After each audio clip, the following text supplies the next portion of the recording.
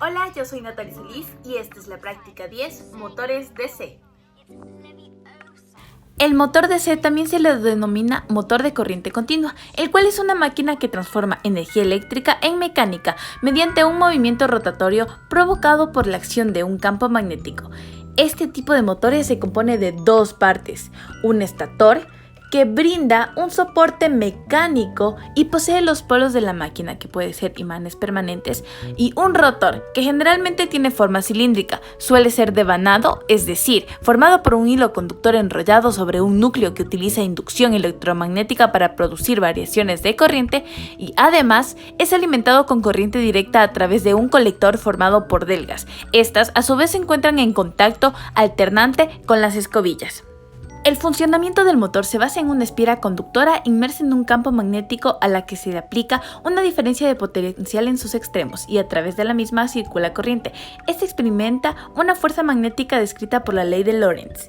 La fuerza que actúa sobre un alambre de longitud L por el que atraviesa una corriente I que está dentro de un campo magnético viene dada por la siguiente ecuación. Por otra parte, si una corriente eléctrica fluye a través de una espira conductora que se encuentra dentro de un campo magnético B, se da un torque T alrededor del eje de rotación transversal al área A de la espira. Si la espira posee n vueltas de alambre, entonces a la ecuación se le agrega una n que significa el número de vueltas. El momento dipolar magnético es una cantidad vectorial con dirección perpendicular al área de la espira conformada por el conductor eléctrico. Su sentido viene dado por la regla de la mano derecha. Además, esta cantidad ayuda a encontrar la dirección del torque. Se necesitará el libro de Física para Ingenierías 2, apuntes de la clase y el simulador de modelo básico del motor DC Applet. Primero, abrir el simulador y entender su funcionamiento. Después, ajustar el simulador a baja velocidad y activar la visualización de campo magnético, corriente eléctrica y fuerza de Lorentz. No es necesario realizar mediciones. No se realizaron mediciones, pero sí se realizaron cálculos con los siguientes datos. Se calculó fuerza de Lorentz con su dirección cuando el torque es máximo, el momento dipolar magnético y su dirección cuando la espira tiene un torque máximo. Además, determinar el ángulo de la espira que produce el torque máximo y nulo, la magnitud del torque máximo y su dirección. La práctica no contiene ningún tipo de error debido a que no se realizó ninguna medición porque los valores fueron dados.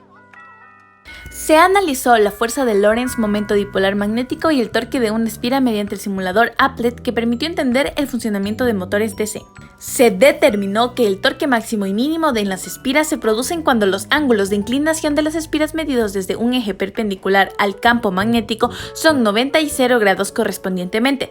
Esto se debe a la función seno porque su máximo se da cuando seno del ángulo es igual a 0 o seno del ángulo es igual a menos 1, mientras que la función es nula cuando el seno del ángulo es igual a 0. Se obtuvo la fuerza de Lorentz equivalente a 0.64 newtons en dirección perpendicular al campo y a lo largo de la espira. El momento dipolar magnético 0.032 joules sobre Tesla perpendicular a la espira, es decir, el vector parte desde la superficie generada por la espira hacia afuera. Finalmente, el torque máximo provocado por la fuerza de Lorentz es de 0.0256 newton metro en dirección paralela a lo largo de la espira.